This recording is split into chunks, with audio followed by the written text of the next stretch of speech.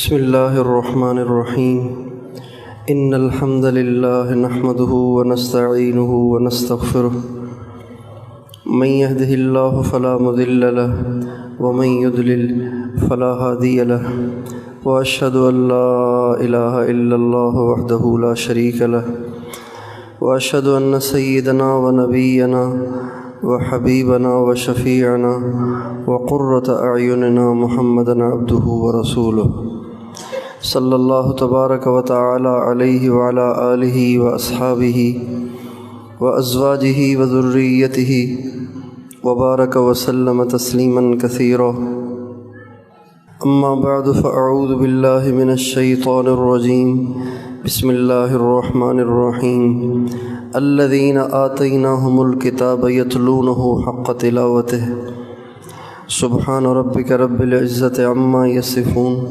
وسلام علی المرسلین والحمد للہ رب العالمین اللہم صلی علی سیدنا محمد وعلی آل سیدنا محمد وبارک وسلم۔ قابل احترام بھائی اور دوستو، جتنی انسان دنیا کے لیے محنت کرتا ہے، دنیا کے لیے کوشش کرتا ہے اور دنیا کو سنوارنے کے لیے اور دنیا کو خوبصورت بنانے کے لیے ساز و سامان جمع کرتا ہے، اس سے کہیں زیادہ آخرت کی تیاری اور آخرت کو سنوارنے اور آخرت میں راحت کا سامان جمع کرنے کی ضرورت ہے، اس لیے کہ دنیا فانی ہے، آخرت باقی ہے۔ دنیا ختم ہو جاتی ہے، آخرت ختم ہونے والی نہیں ہے۔ دنیا میں ہر حال اور ہر چیز کی انتہا ہے، اینڈ ہے۔ دکھ ہے تو وہ بھی ختم ہو جاتا ہے، سکھ ہے تو وہ بھی ختم ہو جاتا ہے، غربت ہے تو وہ بھی ختم ہو جائے گی، اور مالداری امیری ہے تو وہ بھی ختم ہو جائے گی، کامیابی اور ناکامی سب ختم ہو جاتی ہیں، لیکن آخرت کا معاملہ چھوٹا نہیں، بہت لمبا ہے۔ اس لیے وہ لوگ بڑے خوش قسمت ہیں جو اپنے مرنے سے پہلے اپنی آخرت کا سامان بنا کر پھر مرتے ہیں، وہ بڑے خوش قسمت ہیں اور وہ بڑے سمجھدار ہیں۔ سمجھداری کی بات یہ ہوتی ہے کہ انسان ضرورت سے پہلے انتظام کرے، یہ سمجھداری کی بات ہوتی ہے۔ جب بھوک لگتی ہے تو اس وقت کھانا پکانا تیار نہیں کرتے، کھانا پہلے سے تیار ہوتا ہے، بھوک لگتی ہے تو آدمی کھا لیتا ہے۔ بچوں کی جب شادیاں کرنی ہوتی ہیں تو بچوں کی شادیاں کر کے سامان نہیں لائے جاتے، سامان پہلے سے جمع ہوتا ہے، پھر شادی ہوتی ہے۔ سفر شروع کرنے کے بعد پیسوں کا انتظام نہیں کیا جاتا، پیسوں کا انتظام سفر سے پہلے کیا جاتا ہے۔ سفر میں جن کپڑوں کی، جن چیزوں کی ضرورت پڑتی ہے، جو بیگ بنانا پڑتا ہے، وہ بیگ سفر پہ جانے سے پہلے تیار کرنا ہوتا ہے۔ یہ نہیں کہ سفر پہ بھی جا رہے ہیں بیگ بھی تیار ہو رہا ہے، ایسے نہیں ہوتا۔ یہی سمجھداری ہے، لیکن کم قسمتی سے آج آخرت کے اتنے لمبے سفر کے لیے ہم کوئی تیاری نہیں کر رہے، حالانکہ اتنے لمبے سفر پہ جا رہے ہیں اور تیاری نہیں۔ ہمارے ہاں لوگ حج پہ جاتے ہیں، حج کا سفر عام طور پر 40 دن کا ہوتا ہے، 1 ہفتے 10 دن کا بھی ہوتا ہے، لیکن ہمارے ہاں سے جو لوگ جاتے ہیں عام طور سے وہ 40 دن کا ہوتا ہے۔ صرف 40 دن ایک چلہ، صرف 40 دن، اس کی تیاریاں 2 مہینے پہلے سے شروع ہوتی ہیں۔ اتنے کپڑے، یہ جوتا، یہ احرام کی چادریں، یہ کھانے پینے کی چیزیں، یہ دوائیاں، پھر پوچھتے ہیں کوئی کمی تو نہیں۔ صرف 40 دن کے سفر کے لیے 2 مہینے پہلے سفر کی تیاریاں ہوتی ہیں۔ اے کاش کہ ہم اپنی موت کی تیاری بھی اسی فکر کے ساتھ کرتے قبر کی تیاری بھی اسی فکر کے ساتھ کرتے، قیامت کی تیاری بھی اسی فکر کے ساتھ کرتے۔ ہمارے ایک بہت بڑے بزرگ گزرے ہیں، حضرت مولانا یحییٰ صاحب رحمۃ اللہ علیہ۔ مجھے اس بچے کو دیکھ کے اپنے اکابر کی بہت سی باتیں یاد آ گئیں، اس لیے کہ نہیں ہوتا ایسے عام طور سے کہ کوئی بچہ اپنے باپ سے حفظ کر لے، عام طور پہ ایسے نہیں ہوتا۔ ان کے والد کی کوئی نیکی اللہ کے ہاں بہت زیادہ قبول ہو گئی ہے، جس کی جزا میں اللہ تعالیٰ نے ان کو بیٹا انہی کے ہاتھوں حافظ بنا کے دیا ہے۔ این سعادت بزور بازو نیست تانخ بخشت خدا بخشندہ۔ یہ سعادتیں انسان اپنی طاقت سے، اپنی صلاحیت سے حاصل نہیں کرتا، یہ تو بخشنے والا جسے بخشے اسی کو یہ سعادت ملتی ہے۔ رشک آ رہا ہے، ان کے والد پہ رشک آ رہا ہے۔ مولانا یحییٰ صاحب رحمۃ اللہ علیہ جب ان کے انتقال کا وقت آیا، یہ مولانا یحییٰ صاحب پتہ ہے کون تھے؟ یہ مولانا الیاس صاحب جنہوں نے تبلیغ کا کام شروع کیا، ان کے بڑے بھائی تھے، اور یہ قطب الاقطاب شیخ الحدیث مولانا محمد زکریا صاحب جنہوں نے فضائل اعمال، فضائل صدقات، فضائل درود شریف، فضائل حج، یہ کتابیں تو اردو میں عام طور سے پڑھی جاتی ہیں، ورنہ انہوں نے تو ایسی کتابیں بھی لکھی ہیں کہ عرب علماء بھی اش کر اٹھے کہ عجمی آدمی ایسی کتابیں، عرب عالم بھی ایسی کتابیں نہیں لکھ سکے جو انہوں نے لکھی عجمی ہو کر۔ مولانا زکریا صاحب کے والد صاحب مولانا یحییٰ صاحب کے جب انتقال کا وقت آیا تو کسی نے پوچھا کیا حال ہے؟ فرمانے لگے اللہ کا شکر ہے، ساری زندگی آج کے دن کے لیے پریشان رہا، فکر مند رہا، تیاری میں منہمک رہا، خدا کا شکر ہے آج مجھے کوئی فکر نہیں، تیاری کر لی ہے، بس اب فلائٹ کا انتظار ہے، بس پرواز کا انتظار ہے۔ اس لیے بھائیو، مرنا تو سب نہیں ہے نا، صرف انہوں نے تو نہیں مرنا تھا، میں نے، آپ نے بھی تو مرنا ہے۔ اس سے پہلے اتنے لمبے سفر کی ہم تیاری کریں اور اپنے بچوں کو نیک بنا کر مرنا، یہ سب سے بڑی تیاری ہے۔ اپنے بچوں کو نیک بنا کے مرنا، اپنے بچوں کو اللہ والا بنا کے چھوڑ جانا، یہ سب سے بڑی تیاری ہے، یہ سب سے بڑا وہ سامان ہے جو آپ کو قبر میں کام آئے گا، قیامت میں کام آئے گا، حشر میں کام آئے گا۔ لوگ اس سے غافل ہیں، لوگ مسجدیں بنا دیتے ہیں، اپنے بچوں کو نمازی نہیں بناتے۔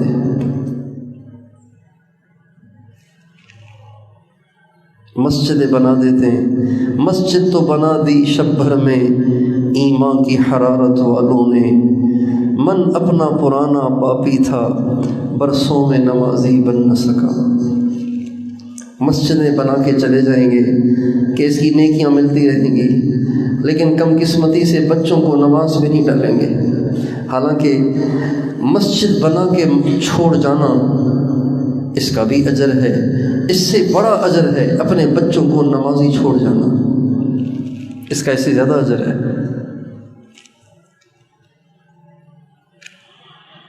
خوش قسمت ہیں وہ مائیں، خوش قسمت ہیں وہ باپ، جب وہ دنیا سے جاتے ہیں ان کے بچے نمازیں پڑھ پڑھ، قرآن پڑھ پڑھ اور نیکیاں پڑھ پڑھ کے ان کو بخشتے رہتے ہیں، ان کے لیے دعائیں کرتے رہتے ہیں۔ ہمارے نبی کا ارشاد ہے، جب انسان مرتا ہے تو اس کا اعمال نامہ بند ہو جاتا ہے، اس کا اعمال نامہ بند ہو جاتا ہے، لیکن 3 کام ایسے ہیں اگر ان میں سے کوئی کر کے مرتا ہے تو اس کا اعمال نامہ بند نہیں ہوتا، خود مر گیا ہے، اعمال نامہ پھر بھی کھلا رہتا ہے، نیکیاں اس میں لکھی جا رہی ہوتی ہیں۔ آپ فرماتے ہیں ایک علم ينتفع به، ایسا علم چھوڑ کے جائے جس علم سے لوگوں کو نفع ہو، تو ایسے شخص، ایسے شخص کا اعمال نامہ بند نہیں ہوتا۔ مثلاً کسی نے کسی کو علم پڑھایا، علم سے مراد دنیاوی علم نہیں، اس لیے کہ فزکس اور کیمسٹری کا قبر میں کیا فائدہ ہوگا، اس سے مراد علم دین ہے۔ کسی کو عالم بنایا، کسی کو علم پڑھایا، یا کوئی کتاب لکھی علم پر، کوئی کتاب لکھی، عالم ہے کتاب لکھی اور وہ کتاب پڑھی جا رہی ہے، پڑھی جا رہی ہے، پڑھی جا رہی ہے۔ امام بخاری نے ایک کتاب لکھی جس کا نام ہے الجامع الصحیح، الجامع الصحیح، جس کو ہم بخاری شریف کہتے ہیں۔ تو امام صاحب تو دنیا سے چلے گئے، اس کو تو 1300 سال ہونے کو ہیں، 1300 سال، 1300 سال، 1300 سال، اور تب سے لے کے آج تک پڑھی جا رہی ہے اور قیامت تک پڑھی جائے گی۔ کہیں انشاءاللہ قیامت تک پڑھی جائے گی، اس کا اجر ان کے پاس جا رہا ہے۔ علم ينتفع به، ہمارے حضرت شیخ الحدیث مولانا زکریا صاحب نے فضائل اعمال لکھی، ساری دنیا میں پڑھی جا رہی ہے، جنگلوں میں، ریگستانوں میں، پہاڑوں میں، افریقہ کے جنگلوں میں بھی پڑھی جا رہی ہے، یورپ میں بھی پڑھی جا رہی ہے، دنیا کے آخری کناروں میں پڑھی جا رہی ہے، سارا اجر ان کے پاس جا رہا ہے۔ ایک وہ چیز جس کی وجہ سے اعمال نامہ کھلا رہے وہ علم ہے، اور دوسری چیز جس سے اعمال نامہ کھلا رہے صدقۃ جاریہ، صدقہ جاریہ، صدقہ جاریہ۔ مثلاً کوئی نلکا لگوا دیا، لوگ اس سے پانی پی رہے ہیں، یہ مر بھی گیا، اجر لکھا جائے گا۔ کوئی مسجد بنوا دی، کوئی مدرسہ بنوا دیا، کوئی سائبان بنا دیا جہاں پہ لوگ آ کے گرمی میں بیٹھتے ہیں اور سستاتے ہیں، سانس لیتے ہیں، اس کا اجر ملتا رہے گا۔ کسی غریب کو گھر بنوا کے دے دیا، کسی غریب کو گھر خرید کے دے دیا، یہ صدقہ جاریہ ہے۔ ایک یہ چیز ہے جس کا اجر مرنے کے بعد بھی ملتا رہے گا، اور تیسری چیز جس کا اجر مرنے کے بعد بھی ملے گا وہ ہے وَوَلَدٍ صَالِحٍ يَدْعُو لَهُ، ایسے بچے چھوڑ جائے جو نیک ہوں، اور باپ دنیا سے چلا جائے، ماں دنیا سے چلی جائے تو وہ ان کے لیے دعائیں کرتے رہیں۔ ہمارے نبی نے اس کو سب سے آخر میں ذکر کیا ہے، سب سے آخر میں ذکر کیا ہے۔ کسی چیز کا سب سے آخر میں ذکر کرنا یہ اس کے بڑا ہونے کی علامت ہوتی ہے۔ جب جلسہ ہوتا ہے تو جو اصل مہمان ہوتا ہے وہ سب سے آخر میں آتا ہے نا، سب سے آخر میں آتا ہے۔ وَوَلَدٍ صَالِحٍ يَدْعُو لَهُ، ایسا بچہ چھوڑ جائے، ایسے بچے چھوڑ جائے جو مرنے کے بعد اس کے لیے دعائیں کرتے رہیں، اور ان کی دعاؤں سے اس کے درجات بلند ہوتے رہتے ہیں، بلند ہوتے رہتے ہیں، بلند ہوتے رہتے ہیں، اور اس کے اعمال نامہ نیکیوں سے بھرا جاتا ہے، بھرا جاتا ہے، بھرا جاتا ہے۔ میرے دوستو، آخرت کی تیاری، نیک بچے چھوڑ کے جانا، یہ آخرت کی تیاری، یہ آخرت میں کام آنے والے سامانوں میں سب سے بڑا سامان ہے، سب سے بڑا سامان ہے۔ بہت سے باپ اور بہت سی مائیں کل قیامت کے دن عزت پائیں گی اور ان کی سرخروئی ہوگی ان کے نیک بچوں کی وجہ سے۔ اس لیے اس بات کی فکر رہنی چاہیے کہ میں اپنے بچے جو چھوڑ کے جا رہا ہوں تو ان کو ایسا بنا دیا ہے کہ میرے جانے کے بعد میرے لیے قبر کے ٹھنڈا ہونے کا باعث بنیں گے۔ اگر ایسے بچے چھوڑ گیا جو نماز بھی نہیں پڑھتے، شرابیں پیتے ہیں، ڈانس کرتے ہیں، میوزک سنتے ہیں، برائیاں کرتے ہیں، اوروں کی بیٹیوں کی عزتوں سے کھیلتے ہیں، ایسے بچے چھوڑ کے جائے گا تو اس باپ کی پھر خیر نہیں ہے، چاہے یہ تہجد گزار کیوں نہ ہو، چاہے یہ ہر سال عمرے اور حج کیوں نہ کرتا ہو، اس باپ کی خیر نہیں ہے۔ قبر میں جائے اور پھر اس کے ساتھ کیا حشر ہوتا ہے۔ اس لیے کہ باپ کی ذمہ داری ہے، باپ کی ذمہ داری ہے۔ ایک کلاس کے بچے فیل ہو جاتے ہیں، جو ادارے کا ہیڈ ہوتا ہے وہ ٹیچر کو پکڑتا ہے، آپ کی کلاس کے بچے ہیں، فیل کیوں ہوئے؟ آپ نے ان پہ کیوں نہیں محنت کی؟ آپ بہت چھٹیاں کرتے تھے، ہمارے پاس لکھی ہوئی ہیں، اس کی پکڑ ہوتی ہے۔ ماں باپ کی پکڑ ہوگی اگر انہوں نے بچوں کو نیک نہ بنایا۔ ماں باپ کو ہمارے زمانے میں صرف اس بات کی فکر ہوتی ہے کہ بس یہ کسی اچھے روزگار پہ ہوں، بس اچھے روزگار پہ ہوں۔ اچھے روزگار کے چکر میں وہ ان کو مسجدوں سے کاٹ دیتے ہیں، دین سے کاٹ دیتے ہیں، علماء سے کاٹ دیتے ہیں، حافظوں سے کاٹ دیتے ہیں، قرآن سے کاٹ دیتے ہیں، اللہ اور اس کے رسول سے کاٹ دیتے ہیں، اچھا روزگار ملے۔ اللہ کے بندے، اچھے روزگار کے لیے پیدا ہوئے ہیں ہم دنیا میں۔ ہم دنیا میں اس لیے پیدا ہوئے ہیں کہ ہماری تنخواہیں لاکھوں میں ہوں۔ کیا آپ کو آپ کے نبی کی زندگی یاد نہیں ہے کہ آپ کے نبی کی پوری زندگی فاقوں میں گزری ہے، بھوک میں گزری ہے؟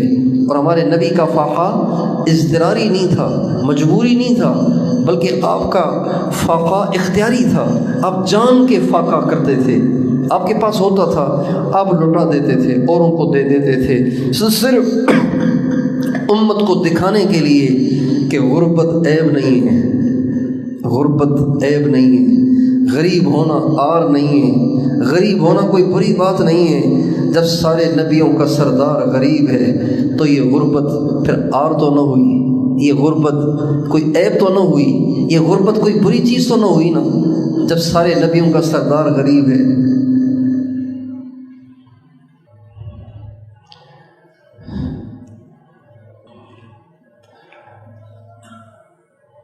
آپ تشریف فرما ہیں، آپ کے پاس آپ کی سب سے پیاری بیٹی حضرت فاطمہ رضی اللہ تعالی عنہا آئیں، ان کے ہاتھ میں کوئی چیز تھی، وہ پیش کرنے لگیں۔ آپ نے لیا تو وہ روٹی تھی۔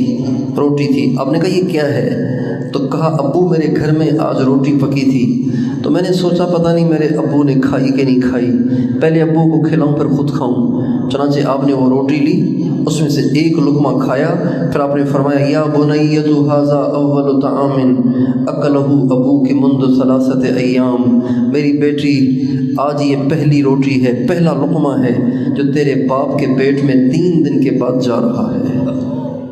3 دن کے بعد، 3 دن کے بعد۔ اگر ہم ناشتہ نہیں کرتے تو 2 بجے چکر آنے لگ جاتے ہیں۔ غریب ہونا عیب تھوڑی ہے، غریب ہونا تو بلکہ فخر کی بات ہے۔ میرے نبی بھی غریب تھے، ہم بھی غریب ہیں، اللہ کا شکر ہے۔ ہمارے نبی کا ارشاد ہے قمت علی باب الجنہ فکان عامۃ من دخلها المساکین، میں جنت کے دروازے پہ کھڑا ہوا کہ دیکھوں کہ کون اندر جاتا ہے، کون کون جا رہے ہیں۔ تو آپ فرماتے ہیں میں جنت کے دروازے پہ کھڑا ہوا تو میں نے دیکھا کہ جنت میں جانے والے زیادہ تر غریب تھے۔ مالداروں کو ان کے مال کا نشہ دین سے دور کر دیتا ہے، اللہ سے دور کر دیتا ہے۔ وہ حرام کاریوں میں پڑ جاتے ہیں، حرام کاریوں میں پڑ جاتے ہیں، حرام کاریوں میں پڑ جاتے ہیں۔ اور اگر وہ دیندار ہوں تو ان کو شادیوں کا شوق چڑھ جاتا ہے، پیسہ زیادہ ہے لہذا اب ایک پہ گزارا نہیں ہے، ایک شادی، دوسری شادی، تیسری شادی، چوتھی شادی۔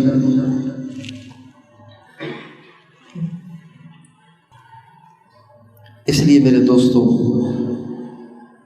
اپنے بچوں کو صرف اس وجہ سے دین سے دور نہ کریں کہ روزگار اچھا ہو۔ روزگار کے اچھا ہونے کے لیے کس نے آپ سے کہا ہے کہ پڑھا لکھا ہونا ضروری ہے؟ جن کے مقدر میں اچھے روزگار ہیں وہ انگوٹھا چھاپ ہو کر بھی ارب پتی ہیں، جن کے مقدر میں اچھا روزگار نہیں ہے وہ دنیا جہاں کی ڈگریاں جمع کر کے بھی بیچارے بے روزگار بیٹھے ہیں۔ ان گنہگار آنکھوں نے ایسے بہت لوگ دیکھے ہیں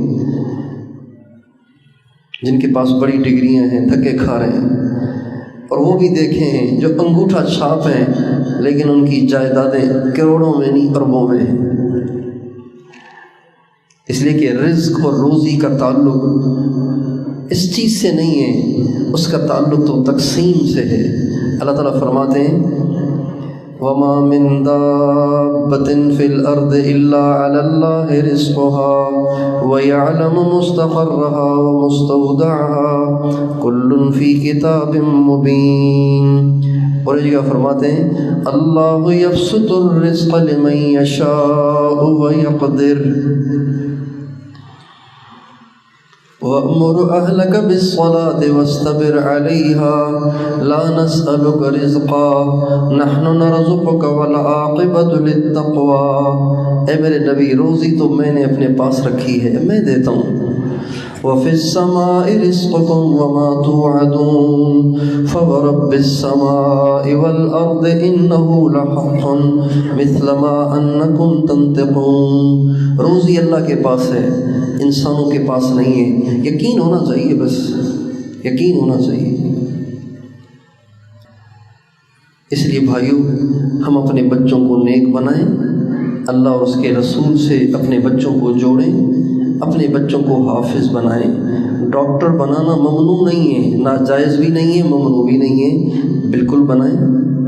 انجینئر بنانا چاہتے ہیں بنائیں، سائنسدان بنانا چاہتے ہیں بنائیں، جو چاہیں بنائیں، لیکن اگر آپ نے اسے ڈاکٹر تو بنایا، رحم دل نہ بنایا، تو وہ کسائی بن جائے گا، دکاندار بن جائے گا۔ اگر ہمارے ڈاکٹر جمع کیے جائیں، پاکستان کے اگر ڈاکٹر جمع کیے جائیں تو 99% ڈاکٹر نہیں ہیں، دکاندار ہیں، دکاندار نہیں، کسائی ہیں، کسائی۔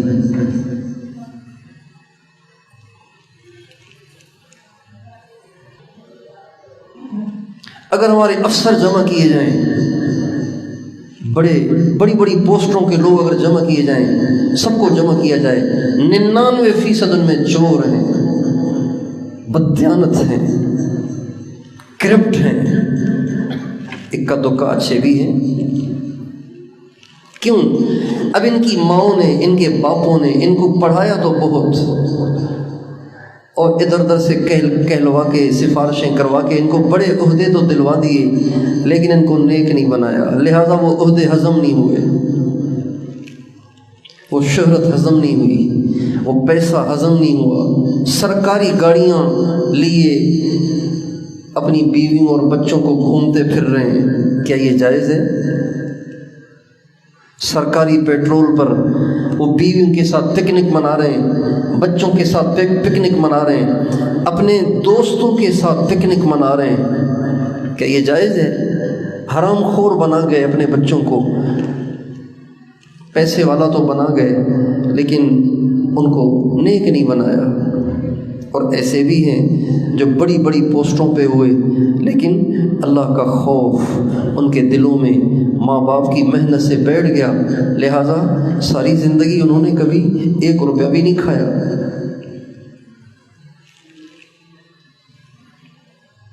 اس لیے اپنے بچوں کو نیک ضرور بنائیں، اور حافظ بنانے کے لیے آپ کو اپنے بچے کو میڈیکل کالج سے نکالنا بھی ضروری نہیں ہے۔ اگر ہم اپنے بچوں کو حافظ بنانے کی نیت کر لیں تو کیا کرنا پڑے گا؟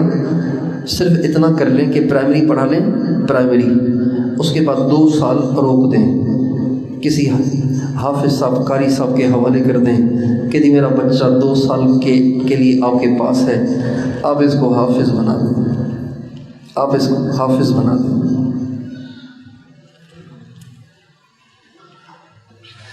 حافظ بنا کے اس کو نیک بنائیں، حافظ بنائیں، اب اس کو ڈال دیں ہائی اسکول میں اور کالج میں اور یونیورسٹی میں، اب یہ ڈاکٹر بھی بن جائے، انجینئر بھی بن جائے، جو چاہیں بنا لیں، اس کو سائنسدان بھی بنا لیں۔ اس لیے ہر گھر میں حافظ ہونا چاہیے، ہر گھر میں حافظ ہونا چاہیے۔ حافظ قیامت کے دن جہنم سے بچاؤ کا باعث ہے۔ ہمارے نبی کا ارشاد ہے، کل قیامت کے دن اللہ تعالیٰ حافظ صاحب کو فرمائیں گے کہ حافظ صاحب، جہنمیوں کی صفیں لگی ہوئی ہیں، جہنمیوں کی صفیں بنی ہوئی ہیں، تم جاؤ، تمہارے رشتہ داروں میں سے ایسے 10 آدمی جو جہنمیوں کی صفوں میں ہیں اور ان کو جہنم میں جانا ہے، ان کا جانا طے ہو گیا ہے، تم ان کو لے کر میرے پاس آ جاؤ، تمہارے کہنے پہ میں ان کو جنت دے دیتا ہوں۔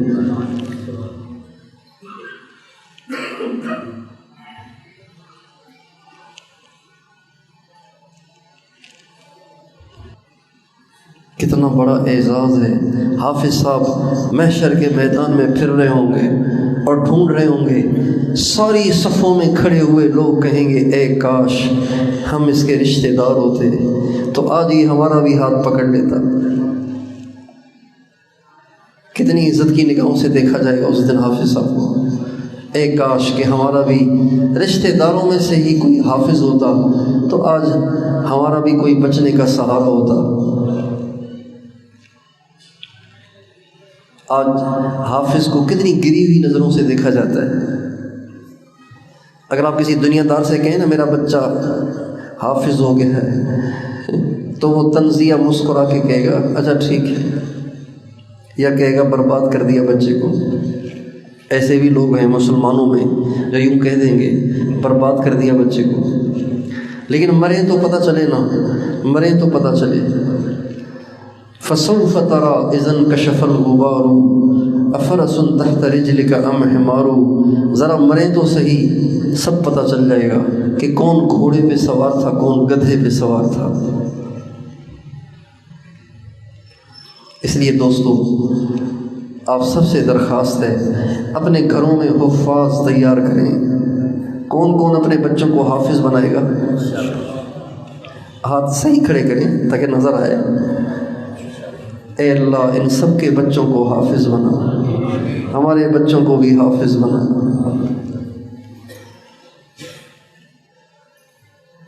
ہمارے نبی کا ارشاد ہے جس نے بچے کو حافظ بنایا اس کے ماں باپ کو قیامت کے دن عزت کا تاج پہنایا جائے گا، تاج پہنایا جائے گا، اور ساری دنیا کے سامنے جہاں حضرت آدم سے لے کے ہمارے آقا تک سارے انبیاء ہوں گے، اولیاء ہوں گے، سارے انسان ہوں گے، سارے جنتی ہوں گے، ان سب کے سامنے ماں باپ کو تاج پہنایا جائے گا۔ اور حافظ صاحب سے پتہ ہے اللہ کیا فرمائیں گے؟ حافظ صاحب سے فرمائیں گے اقرأ، اب قرآن شروع کر۔ محشر میں کہیں گے قرآن شروع کر، ورتقی، اور چڑھنا شروع کر جنت کے درجات پہ۔ یہ گراؤنڈ فلور ہے، یہ فرسٹ فلور ہے، یہ سیکنڈ فلور ہے، یہ تھرڈ فلور ہے، یہ فورتھ ہے، یہ ففتھ ہے، یہ سکستھ ہے، یہ سیونتھ ہے۔ اقرأ ورتقی، پڑھنا شروع کر اور چڑھنا شروع کر۔ فإن منزلتك عند آخر آیۃ تقرأها، وہاں جا کے ٹھہر جا جہاں تو والناس پہ پہنچے، یہی تیرا درجہ ہے، یہی تیری منزل ہے۔ اور جنت کے اندر جو دنیا میں تو گراؤنڈ فلور میں رہنے کو اچھا سمجھتے ہیں نا لوگ، چڑھنا اترنا آسان ہوتا ہے۔ دنیا میں جو نیچے والا فلور ہوتا ہے اس میں رہنا زیادہ پسندیدہ ہوتا ہے۔ جنت میں ایسے نہیں ہوگا، جنت میں جتنا ہائی فلور ہوگا اتنا زیادہ اچھا ہوگا، اس لیے کہ سب سے ہائی فلور محمد مصطفیٰ کا ہے، اور اس کے بعد انبیاء کا ہے، اور اس کے بعد اہل بیت اور صحابہ کا ہے، اور اس کے بعد اولیاء کا ہے، اس کے بعد ہم گناہ گاروں کا اگر نصیب ہوا تو ہوگا۔ تو جتنا اونچا ہوگا اتنا حضور کے قریب ہوگا، جتنا زیادہ حضور کے قریب ہوگا اتنا اچھا وہ جنت خوبصورت ہوگی اور بڑی ہوگی۔ اقرأ ورتقی ورتل کما کنت ترتل فی الدنیا فإن منزلتك عند آخر آیۃ تقرأها، پڑھنا شروع کر اور چڑھنا شروع کر، اور آہستہ آہستہ پڑھنا، جلدی جلدی نہیں پڑھنا جیسے تم دنیا میں ٹھہر ٹھہر کے پڑھتے تھے۔ جہاں تو والناس پہ پہنچے گا وہی تیرا درجہ ہے۔ تو اللہ مجھے بھی، میرے بھی بچوں کو، آپ سب کے بچوں کو حافظ بنائے، قرآن کا عاشق بنائے، قرآن پہ عامل بنائے، قرآن کا داعی بنائے، قرآن کا مبلغ بنائے، دن رات قرآن کو پڑھنے والا بنائے۔ کریں گے کوشش انشاءاللہ؟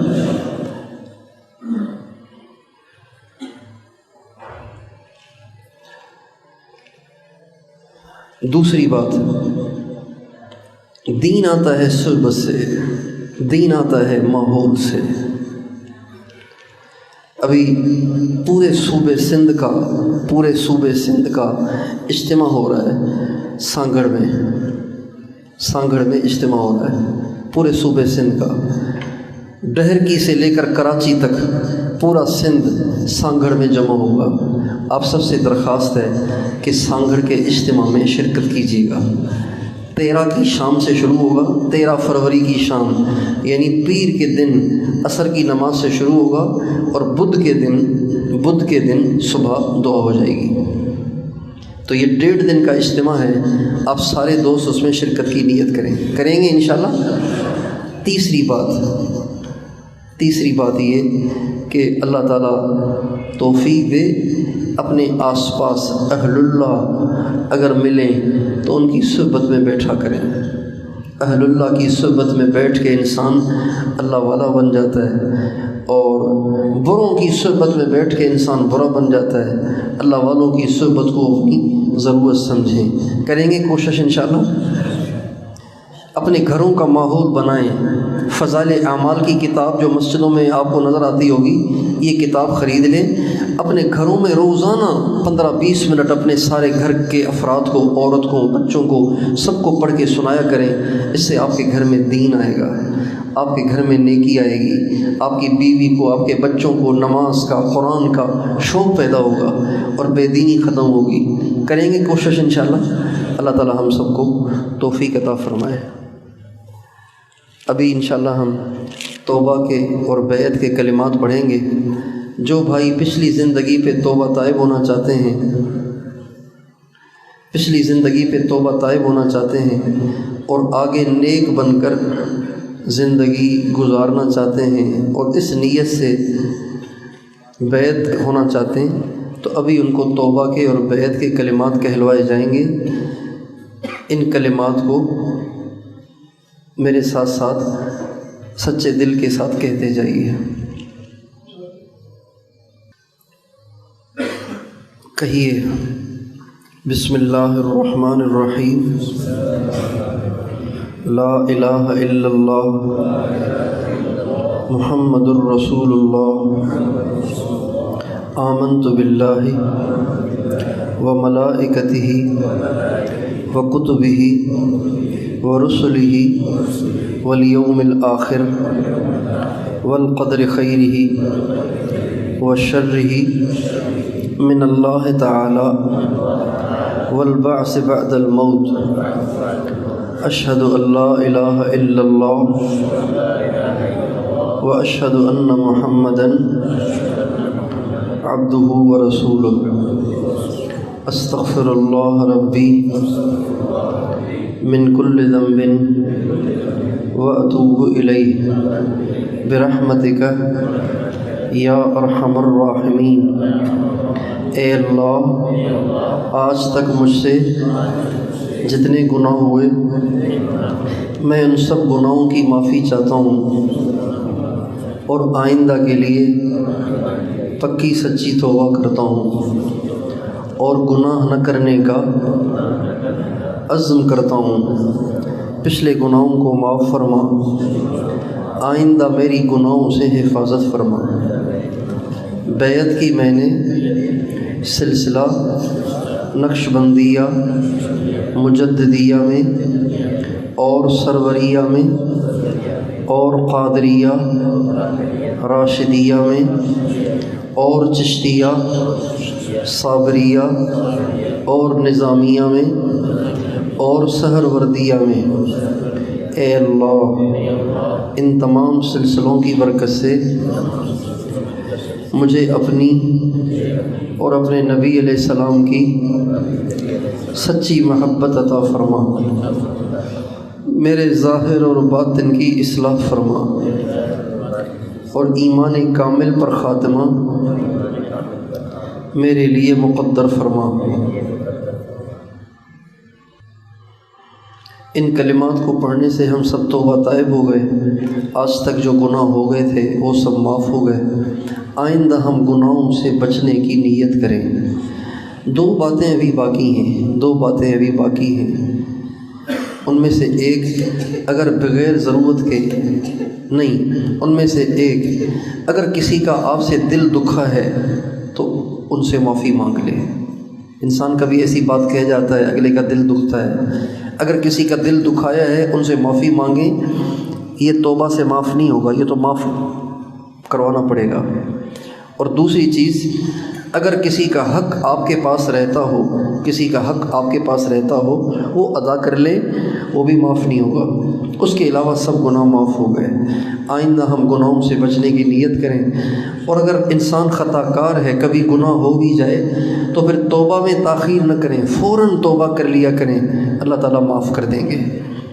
توبہ کے لیے باوضو ہونا بھی ضروری نہیں ہے، بے وضو بھی توبہ ہو جاتی ہے، تو اس لیے توبہ میں تاخیر کرنا اللہ کو سخت ناپسند ہے۔ تو توبہ میں جلدی کریں گے نا انشاءاللہ۔ چند اعمال ہیں، چند معمولات ہیں، اگر ہم اس کی پابندی کریں گے اللہ تعالیٰ ہمیں اپنی محبت عطا فرمائیں گے، اپنا قرب عطا فرمائیں گے۔ ان میں سے ایک، روزانہ استغفار اور درود پاک 100 دفعہ صبح 100 دفعہ شام پڑھیں۔ آسان ہے مشکل ہے؟ دوسرا کام، روزانہ قرآن پاک کی تلاوت کر لیں، چاہے 2 رکوع پڑھیں لیکن روزانہ پڑھیں۔ تیسرا کام، آپ کہیں بھی ہیں، کسی حال میں ہیں، اپنے دل میں اللہ کا ضرور دھیان رکھیں، اللہ سے غافل نہ ہوں۔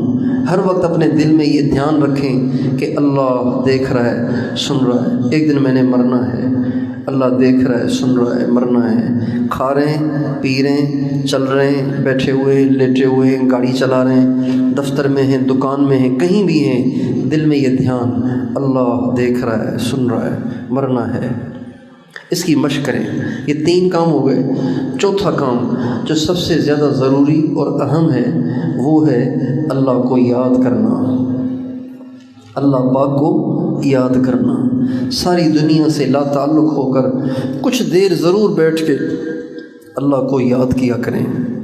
اللہ کو یاد کرنے کے 2 طریقے ہیں، ایک تو ہے زبان سے یاد کرنا، اللہ اللہ اللہ اللہ، یہ ہے زبان سے یاد کرنا، اور ایک ہے دل ہی دل میں یاد کرنا، خیالوں میں اللہ کو یاد کرنا۔ اس کا طریقہ بہت آسان ہے، وہ یہ ہے کہ آنکھوں کو بند کر لیں، اپنے سر کو جھکا لیں اور اپنے دل پر توجہ رکھیں۔ بائیں طرف سینے میں بائیں طرف پستان سے 2 انگلیاں نیچے جو جگہ ہے یہ دل کی جگہ ہے، یہاں پہ دھیان رکھیں اور اس بات کا تصور کریں کہ اللہ کا نور عرش سے میرے نبی کے مبارک دل میں جا رہا ہے، اور وہاں سے مشائخ کے دلوں میں، وہاں سے وہ نور میرے دل میں داخل ہو رہا ہے، اور میرا دل اللہ اللہ اللہ کہہ رہا ہے۔ اس کو کہتے ہیں مراقبہ۔ یہ بھی اللہ کو یاد کرنے کا ایک طریقہ ہے، اور یہ بہت مفید طریقہ ہے۔ کچھ دیر ہمیں اللہ کو یاد کرنا ہے، اور اس کی آسان صورت یہ ہے کہ آپ نماز تو ہم نے پڑھنی ہے، نماز کے بغیر تو اسلامی باقی نہیں رہتا، نماز تو ہمیں پڑھنی ہے۔ ہر نماز سے فارغ ہو کے فوراً نکل نہ جائیں، 5-7 منٹ آنکھیں بند کر کے بیٹھ جائیں اور بیٹھ کے اللہ کو یاد کریں۔ ہر نماز کے بعد 5-7 منٹ، ہر نماز کے بعد 5-7 منٹ، یہ 4 کام کرنے ہیں۔ درود شریف استغفار 100 دفعہ صبح شام، قرآن پاک کی تلاوت تھوڑی سی روزانہ، ہر وقت یہ دھیان کہ اللہ دیکھ رہے ہیں، سن رہے ہیں، مرنا ہے، اور چوتھا کام اللہ کو یکسوئی سے بیٹھ کے یاد کرنا۔ تو یہ 4 کام روزانہ پابندی سے کریں گے انشاءاللہ، اور 2 باتوں سے پرہیز کریں، 2 باتوں سے پرہیز کریں۔ ایک، بغیر ضرورت کے بولنا چھوڑ دیں، ضرورت ہے تو بولیں ورنہ نہ بولیں، اس سے دل سخت ہوتا ہے۔ اور دوسرا، ضرورت کے بغیر دیکھنا چھوڑ دیں، ضرورت ہے تو نظر اٹھائیں، ضرورت نہیں ہے تو نظر نیچے رکھیں۔ یہ دونوں باتیں ہمارے نبی کی سنت ہیں۔ فضول بولنے سے بچنا، فضول دیکھنے سے بچنا، یہ 2 پرہیز ہیں، وہ 4 کام ہیں۔ ان 6 باتوں کی جو پابندی کرے گا اللہ تعالیٰ اس کو ضرور اپنا قرب عطا فرمائیں گے اور وہ اللہ کا ولی بنے گا۔ کوشش کریں گے انشاءاللہ، اللہ تعالیٰ توفیق دے۔ درود شریف پڑھیے۔ لا الہ الا انت سبحانک انی کنت من الظالمین۔ اللہم صلی علی سیدنا محمد وعلی آل سیدنا محمد وبارک وسلم۔ اللہ ہم تیرے گناہ گار، خطا کار، گناہوں میں ڈوبے ہوئے تیرے بندے اپنی زندگیاں تیری نافرمانی میں برباد کر بیٹھے، ضائع کر بیٹھے، اپنے گناہوں کی آپ سے معافی چاہتے ہیں۔ اے مالک الملک ہمیں معاف کر دے۔ اللہ تو بڑا مہربان ہے، تو بڑا کریم ہے، ماؤں سے زیادہ مہربان ہے۔ ہم تو بہت گندے مگر تیرے بندے ہیں۔ اللہ تیرے سامنے جھکتے ہیں، تجھ سے معافی مانگتے ہیں۔ اپنی رحمت سے ہمیں معاف کر دے، اپنی محبت دے دے، اپنی معرفت دے دے۔ ہماری نگاہیں ناپاک ہیں، اسے پاک کر دے۔ ہماری زبانیں ناپاک ہیں، اسے پاک کر دے۔ ہمارے کان ناپاک ہیں، ہمارا سارا وجود گناہوں سے ناپاک ہے۔ اپنی رحمت سے ہمارے سارے وجود کو پاک کر دے، اپنی محبت سے لبریز کر دے، اپنے محبوب کی محبت سے لبریز کر دے۔ اے اللہ اس بچے کو جس نے اپنے والد کے ہاتھوں قرآن پاک کو سینے میں لیا ہے، اے اللہ اس بچے کو پکا حافظ قرآن بنا۔ اے اللہ اس کو قرآن کو محفوظ رکھنے کی توفیق عطا فرما۔ اے اللہ اس کو اپنا عاشق بنا، اپنے نبی کا عاشق بنا، اسے قرآن کا عاشق بنا۔ اے اللہ اسے دنیا داری سے بچانا، اے اللہ اسے موبائل کی غلاستوں سے بچانا، اے اللہ اسے باہر کی آوارہ گردی سے بچانا۔ اے اللہ اس کی جوانی کو اپنے حفظ و امان میں لے لے۔ اے اللہ اس کو ہر برائی سے محفوظ فرما۔ اس کو اپنے ماں باپ کے لیے اے اللہ ولد صالح بنا۔ اے اللہ آخرت کا ذخیرہ بنا، آخرت میں انعام کا باعث بنا، سرخروئی کا باعث بنا۔ اے اللہ ہمیں بھی یہ سعادت دے دے، ہم بھی تیرے محتاج ہیں، تیری رحمت سے امیدوار ہیں۔ ہمارے بچوں کو بھی قرآن پاک کا پکا حافظ بنا، علماء ربانیین میں سے بنا۔ اے اللہ متقیوں کا امام بنا، اے اللہ دین کا داعی بنا، اے اللہ کروڑوں کی ہدایت کا ذریعہ بنا۔ اے اللہ ہمارے بچوں کو بھی ایسا نیک کر دے کہ جب ہم دنیا سے جائیں تو ان کی نیکیوں سے ہماری قبریں ٹھنڈی ہوتی رہیں۔ اے اللہ قیامت کے دن ان بچوں کا باپ ہونے کی حیثیت سے ہماری عزت بڑھے، شان بڑھے۔ اے اللہ تیرے سامنے، تیرے نبی کے سامنے شرمندگی نہ ہو۔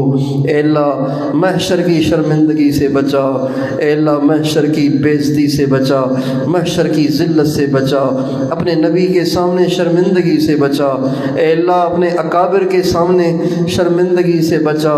اے اللہ قیامت کے دن اپنے اکابر کے سامنے ہمیں سرخروئی عطا فرما، شرمندگی سے بچا۔ اے اللہ جو بیمار ہیں ان کو صحت دے، جو پریشان حال ہیں ان کی پریشانیاں دور فرما۔ ہم سب کے، ہماری نسلوں کے ایمان کی حفاظت فرما، بے قصور قیدیوں کو عافیت سے آزاد فرما۔ ترکی اور شام کے مسلمانوں کی مدد فرما، جو شہید ہو گئے ان کے درجات کو بلند فرما، جو پیچھے رہ گئے اے اللہ ان کو صحت اور عافیت دے۔ اے اللہ ان کے زخموں کو ٹھیک کر دے۔ اے اللہ جو لاوارث ہو گئے ان کا وارث بن جا، ان کی امداد فرما۔ جن کے گھر ٹوٹ گئے ان کو گھر بنا کے دے دے۔ اے اللہ اس ملک کی معیشت کو پہلے سے زیادہ مضبوط فرما، ان دونوں ملکوں کی معیشت کو پہلے سے زیادہ مضبوط فرما۔ اے اللہ ان کو دین میں اے اللہ مزید پختگی عطا فرما۔ اے اللہ تو نے ان پہ بہت بڑی آزمائش بھیجی ہے، اے اللہ ان کی آزمائش کو ختم فرما۔ ہم سب کو آزمائشوں سے بچا، امتحانوں سے بچا۔ اللہ ہم تیری آزمائشوں کے قابل نہیں ہیں، ہم بہت کمزور ہیں۔ اے اللہ ہم تو کھا پی کے اے سی لگی ہوئی مسجدوں میں بھی نمازوں سے محروم ہیں، قالین بچھی ہوئی مسجدوں میں بھی نماز پڑھنے سے محروم ہیں۔ اے اللہ اگر آزمائش آئی تو ہماری اے اللہ ہم تو اس کے بھی نہ رہیں گے، اپنی رحمت سے ہم پہ آسانیاں فرما، ساری امت پہ آسانیاں فرما۔ آمین۔ صلی اللہ علی النبی الکریم وعلی آلہ وصحبہ اجمعین برحمتک یا